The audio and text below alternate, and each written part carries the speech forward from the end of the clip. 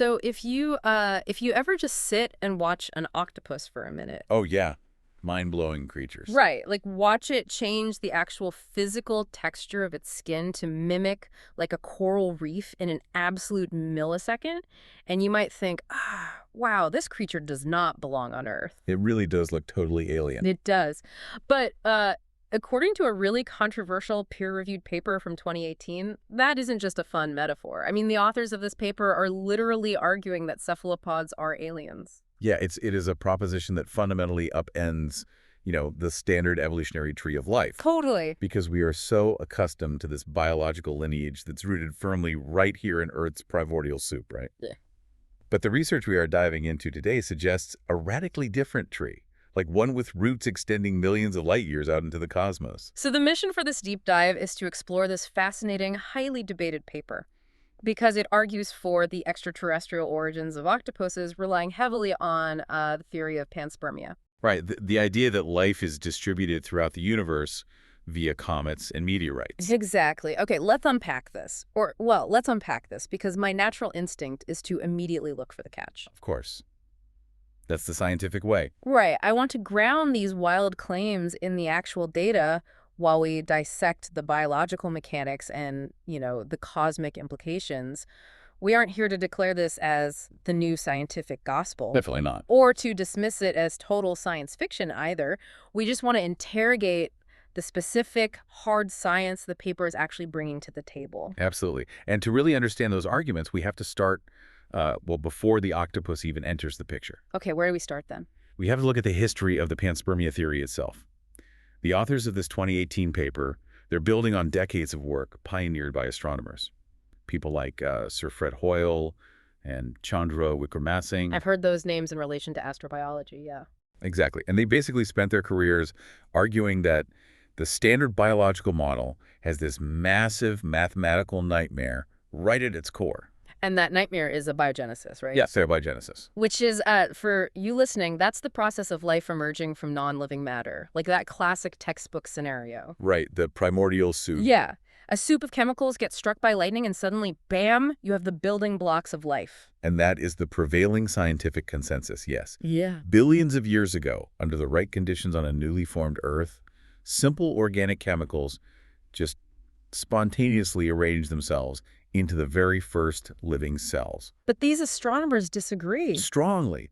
Hoyle, Wickramasinghe, and the authors of this new paper, they argue that the mathematical probability of this happening spontaneously on a single isolated planet is, what they term superastronomically low. Superastronomically, it's a great word. It's a very dramatic word, yeah. But let's put some hard numbers to it, like how low are we actually talking here? Okay, so they calculate that the probability of creating just a minimal cell, which is what exactly? is a theoretical baseline organism. Think of it as needing about 260 essential proteins just functioning together. Okay, 260 proteins. Got it. The probability of that coming together by chance is less than 1 in 10 to the power of 5,120. Wait, I'm sorry. 10 to the power of 5,120. That's the number they published, yeah. It is. Honestly, that's hard to even conceptualize. I mean, that's a 1 followed by 5,120 zeros. It's absurdly large. Right.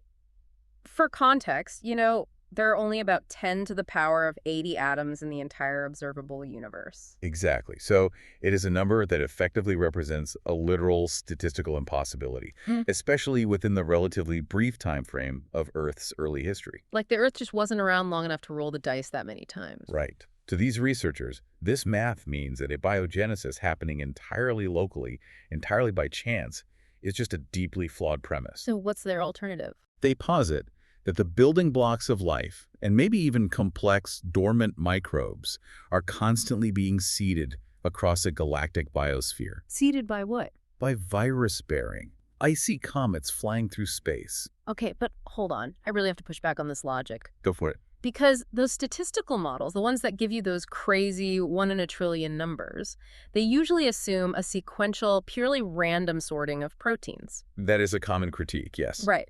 But that ignores the basic laws of chemical affinity. It's not totally random, is it? I mean, molecules naturally want to bond in specific, predictable ways based on their structures and their charges. That's true. Chemistry isn't just a blind lottery. Exactly. Yeah. Plus, doesn't moving life's origin to outer space just, kick the evolutionary can down the road? Oh, I see what you're saying. Yeah, even if we accept panspermia, life still had to start somewhere.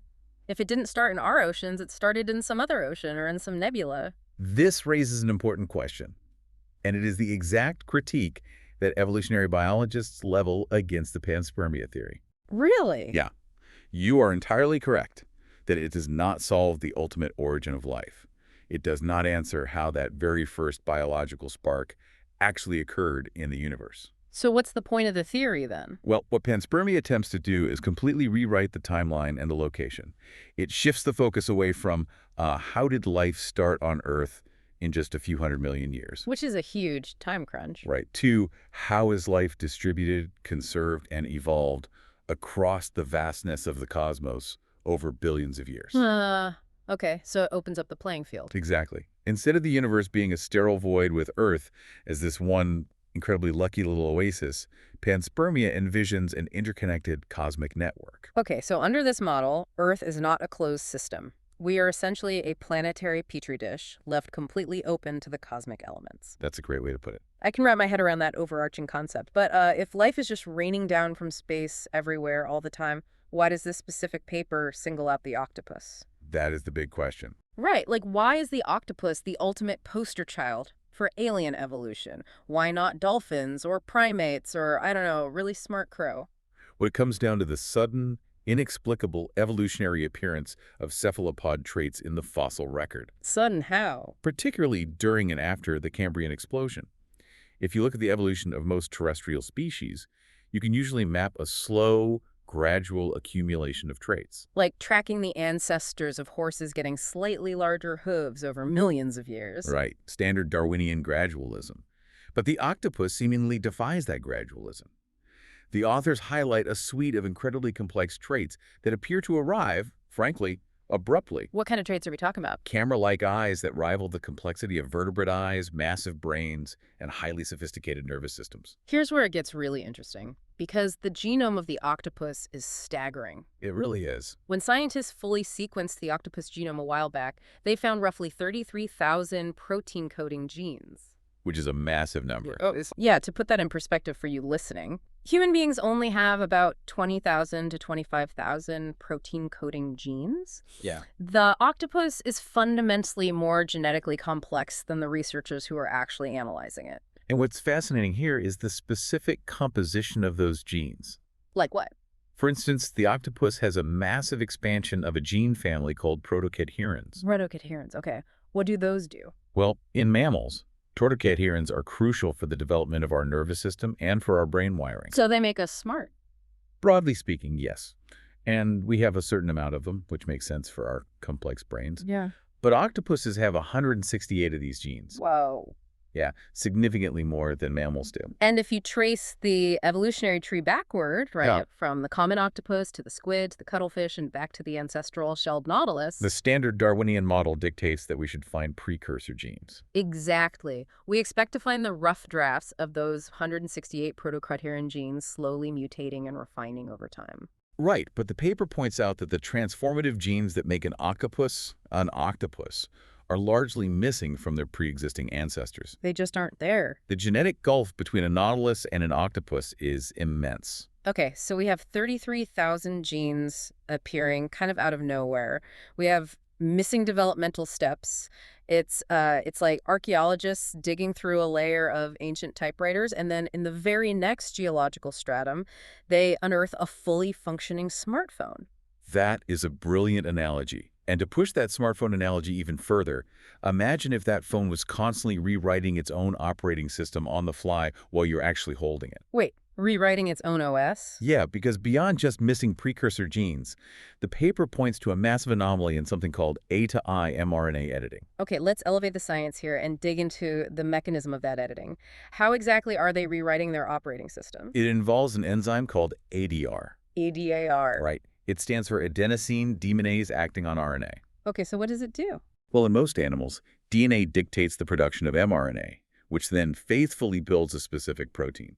It's a direct copy-paste job. Right. Standard biology. But in cephalopods, the ADAR enzyme physically intercepts the mRNA and deaminates it. Deminates, meaning it changes it. Exactly. It chemically converts the adenosine bases into inosine bases. Which fundamentally alters the structure and function of the resulting protein without ever changing the underlying DNA sequence. Precisely. Like if you're listening to this in a cold room right now, your body is likely shivering, trying to warm up based on your standard mammalian biology. Right. But if you had the mRNA editing capabilities of a squid, your cells would just rapidly rewrite their own proteins to optimize your nervous system for the cold on the fly. It's wild. The extent to which octopuses utilize this ADAR editing process to recode their transcriptome is vastly superior to almost all other animals on Earth. It's like a superpower. It really is. Yeah. And to the authors of this paper, this level of genetic flexibility appearing so suddenly, it strongly implies an external, highly advanced input.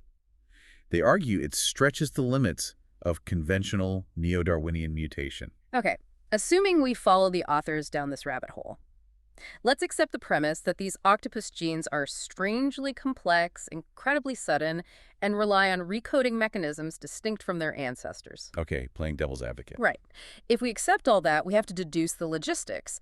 Because unless the ancestral squid suddenly figured out how to spontaneously generate entirely new functional genetic sequences out of thin air, that code had to be injected from the outside. That is the logical next step, yes. Which brings us to the mechanics of the asteroid. How exactly does this paper claim genetic material cross the freezing irradiated vacuum of space? So the paper proposes two incredibly radical delivery mechanisms. Okay, hit me with the first one. The first relies on viral evolution. The hypothesis is that extraterrestrial retroviruses hitched rides within the ice of comets. Retroviruses inside comets. Right. And over millions of years, these comets bombarded the Earth, crashing into the oceans, melting, and releasing these alien viruses, which then infected early squid populations. But not infected like catching a cosmic flu, right? Much deeper than that. Because retroviruses work through reverse transcriptase. They don't just make a host sick. They integrate their own genetic code directly into the DNA of the host organism. Exactly. And if they manage to infect reproductive cells, that new code becomes a permanent part of the species lineage. That's incredible. This is a process known as horizontal gene transfer. And if we connect this to the bigger picture, it fundamentally alters how we view the drivers of evolution itself. How so? Because standard evolution relies on vertical transfer, inheriting traits from parent to child, relying on slow, random mutations that happen to be environmentally advantageous. But horizontal gene transfer is totally different. Completely different. It's not inheriting your parent's eye color. It's plugging a USB drive into your computer and downloading an entirely new operating system directly into your hard drive. That's exactly what it is. You acquire entirely new, fully formed traits horizontally directly from the environment. So the people are arguing that the sudden appearance of the octopus's complex traits was the result of a massive extraterrestrial viral software update. A cosmic software update, yes. And that is just their first proposed mechanism. Oh, right. You said there were two. Yeah. The second hypothesis they float is even more radical. More radical than space viruses. Oh, yeah. It suggests that the genes didn't arrive piecemeal via retroviral USB drives. Instead, the authors propose that the genetic material arrived as a coherent group, already functioning together. Wait, meaning what?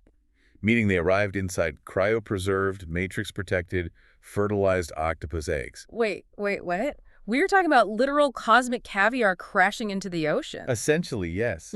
Frozen octopus eggs from space. How do peer reviewers not throw this paper out the window immediately? I mean, how does a complex, multicellular fertilized egg survive the lethal radiation of space, let alone the impact of an asteroid? Well, the authors argue for a specific mechanism of survival. They propose that the icy shell of a comet acts as a formidable radiation shield. Okay, ice blocks radiation, sure. Right, and deep inside that ice, the absolute zero temperatures and the vacuum of space provide the ultimate deep freeze. It completely halts cellular degradation. Like extreme cryosleep. Exactly. The eggs are kept in a state of suspended animation for millions of years. And then, when the comet crashed into the Earth's warming primordial oceans, the ice melted, the matrix dissolved, and the eggs hatched. Just introducing a completely novel organism directly into the terrestrial food web. That's the claim. I mean, it sounds like a blockbuster sci-fi script, But we have to look at the reality of the scientific community here. We do. You don't just drop frozen space octopuses into a serious biophysics journal without making massive waves.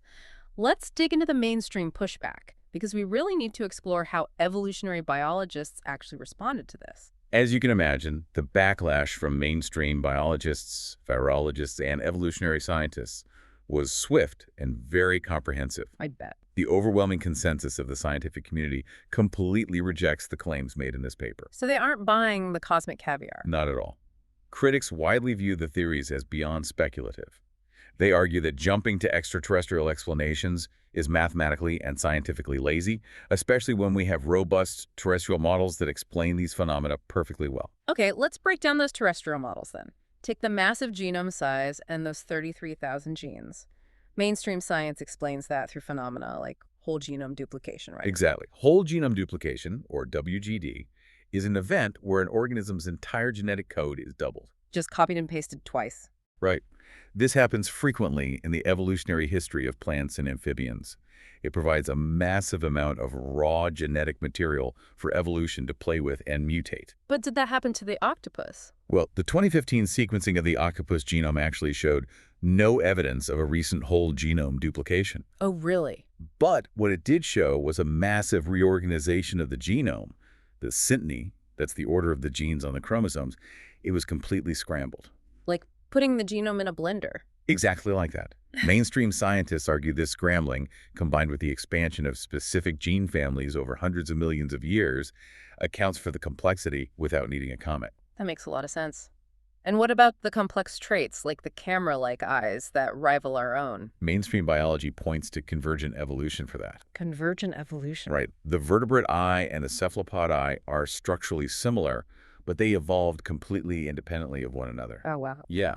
The genetic wiring is actually different. For example, the optic nerve in an octopus doesn't create a blind spot like it does in humans. Oh, because our optic nerve goes right through the retina. Yes, but theirs doesn't. It is a brilliant example of nature solving the exact same problem. How to process light in similar ways across different lineages, Yeah. driven entirely by earthly environmental pressures. And, as for the sudden appearance in the fossil record, we have to acknowledge that the fossil record is notoriously terrible at preserving soft-bodied creatures. It really is. I mean, octopuses don't have bones. They're basically highly intelligent bags of water and muscle. Expecting a perfect, step-by-step fossilized lineage of a creature that naturally decomposes into literally nothing is asking the impossible. The Exactly. missing links aren't missing because they came from space. They are missing because mud doesn't hold on to squishy things for 500 million years. The pushback essentially boils down to Occam's razor. The simplest explanation is usually the right one. Right.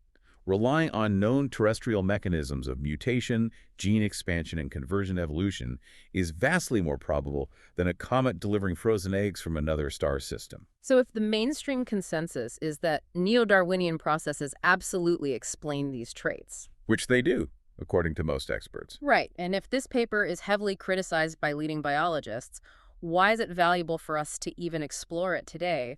Why dedicate a deep dive to a theory that the majority of the scientific establishment totally rejects? That's a great question.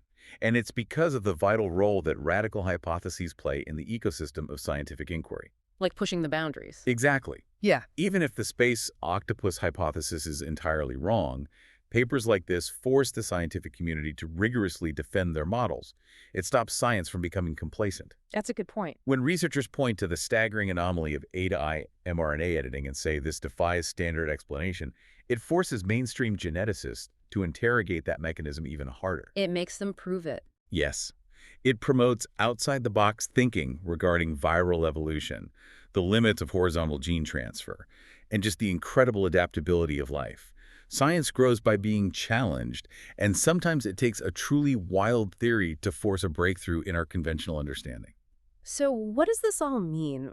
When we strip away the academic controversy and, the cosmic caviar aesthetics, what are we left with? We're left with a mystery. Yeah, I look at it this way.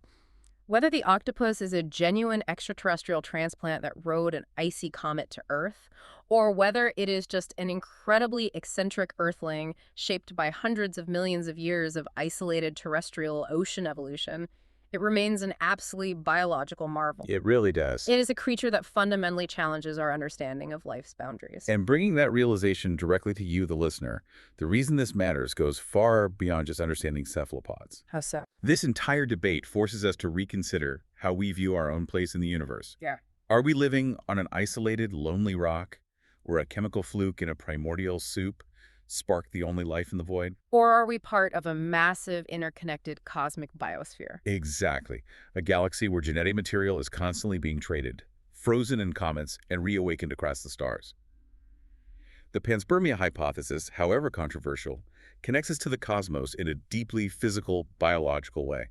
It changes the night sky from a cold, dead vacuum into a potential ocean of genetic possibilities, which leads me to a final, slightly provocative thought for you to mull over. Oh, I like where this is going. If the core mechanics of the panspermia hypothesis are actually right, if we accept the premise that retroviruses raining down from space have been quietly plugging into the terrestrial hard drive and rewriting the DNA of Earth's creatures for billions of years, then what about us? What extraterrestrial dormant genetic code might currently be hiding inside our own human DNA, just waiting for the right cosmic or environmental trigger to finally wake up?